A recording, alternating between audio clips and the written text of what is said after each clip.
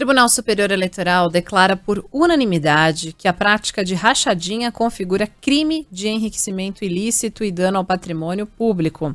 A decisão foi tomada no caso da ex-vereadora de São Paulo, Maria Helena Pereira Fontes, que obrigou os funcionários a concordarem com o esquema sob ameaça de exoneração.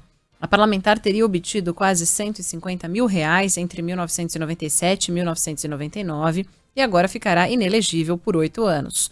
O relator do caso no TSE foi o ministro Alexandre de Moraes.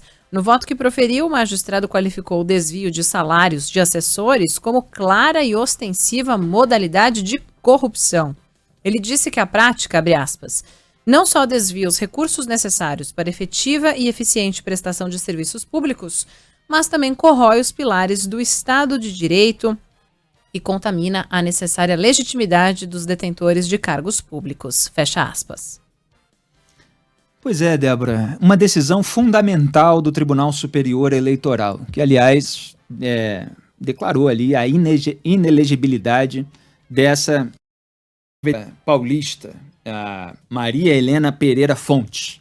Então vocês vejam que tem outras pessoas que são acusadas disso que ficou mal chamado de rachadinha, mas que é crime, é ladruagem, é desvio de dinheiro público, dinheiro que poderia estar indo para serviços melhores para a população e, no entanto, está indo para o bolso do político titular do cargo para que ele enriqueça ilicitamente. E é isso que os ministros colocaram. É enriquecimento ilícito, óbvio. O titular de um gabinete, aquele parlamentar que foi eleito para o seu cargo, ele tem o direito ao seu salário. Esse salário vem dos cofres públicos, o dinheiro dos pagadores de impostos. E ele tem direito a nomear assessores para trabalhar em funções previamente estabelecidas pela legislação. Ele não tem direito de nomear apenas pessoas para que, através dessa nomeação, ele consiga a liberação da verba, quer dizer, a chave dos cofres públicos, para colocar o dinheiro no bolso dele. É claro que isso é ladruagem, porque se não precisa que o assessor trabalhe, então esse dinheiro poderia estar sendo usado para algum serviço mais eficiente para a população, para algum outro projeto. Esse dinheiro poderia estar sendo economizado para ser gasto naquilo que é fundamentalmente necessário. Mas não. Se registra um nome e aí se dá uma mesadinha, que é o chamado cala-boca. Cala-boca, aliás, foi uma expressão usada pelo ex-empregado da família Bolsonaro, Marcelo, que apontou tudo o que ele sabia a respeito dos esquemas da família, nesse mesmo sentido. Então o sujeito recebe ali uma mesadinha, o chamado cala-boca, para ficar quietinho e emprestar o seu nome para o esquema, enquanto o titular do gabinete e os seus operadores vão ficando com aquele salário de uma pessoa que não está trabalhando. E, eventualmente, se estiver trabalhando, vamos dizer assim, de uma maneira correspondente ao cala-boca, à mesadinha, ele não está fazendo a outra parte do trabalho, ou ele está sendo, de certa forma, chantageado, quer dizer, não é que ele não tenha responsabilidade, mas o titular do gabinete está usando o seu poder de nomeação e exoneração para garantir o cargo e, portanto, a mesadinha, o cala-boca, somente se esse funcionário fantasma ou não repassar para ele a maior parte do seu salário. Então é disso que se trata. O esquema da rachadinha foi colocado pelo ministro Alexandre de Moraes, que é relator aí por sorteio, tá?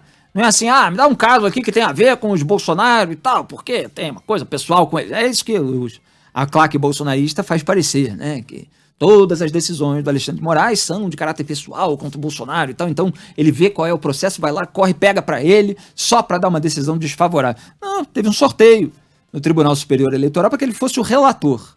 E para além do fato de ele tomar essa decisão como relator, os demais ministros do TSE decidiram conforme o relatório dele. Então você teve uma decisão unânime na Justiça Eleitoral, na mais alta corte da Justiça Eleitoral, mostrando que rachadinha é crime, é corrupção, como queira chamar, né? Porque se fala em peculato e tal, mas é ladruagem, roubo de dinheiro dos pagadores de impostos. É isso que precisa ficar bem claro. E pode gerar a inelegibilidade do parlamentar que incorreu nessa maneira de enriquecer ilicitamente, como aconteceu aqui. 8 anos sem poder concorrer a cargo eletivo. Então é muito importante essa decisão. Agora, ela realça, né, e contrasta, obviamente, com a decisão que nós demos aqui em tempo real ontem, durante o Salve Salve Band News, porque saiu ao longo desse programa, do Cássio Nunes Marques, ministro indicado ao STF pelo Jair Bolsonaro, de adiar mais uma vez o julgamento do caso do Flávio Bolsonaro.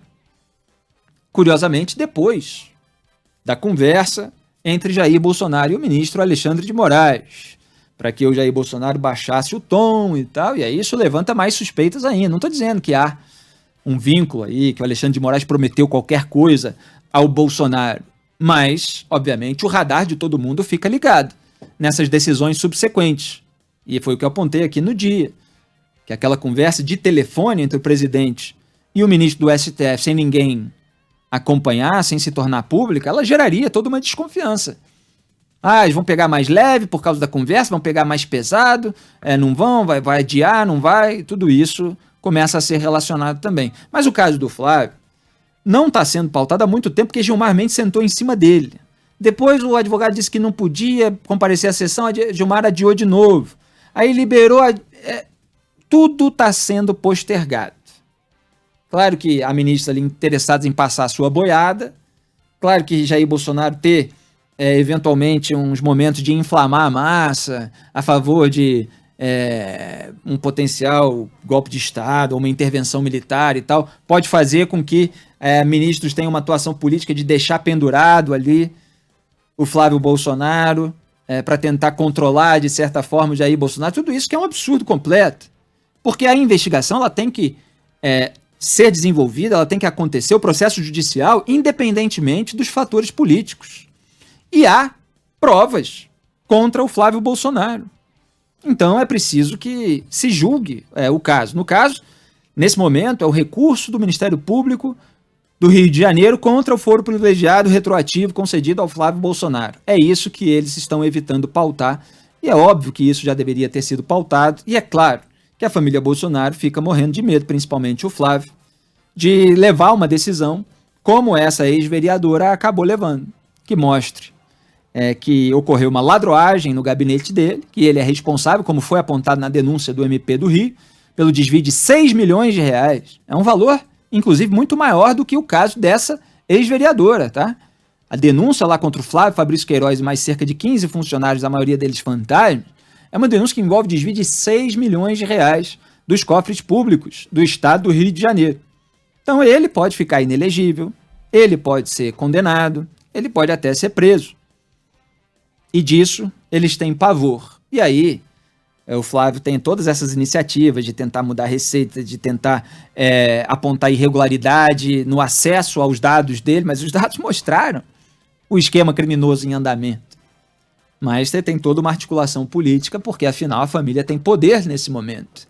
E aí, nas sombras do poder no Brasil, existe todo um escambo no qual a gente precisa ficar de olho.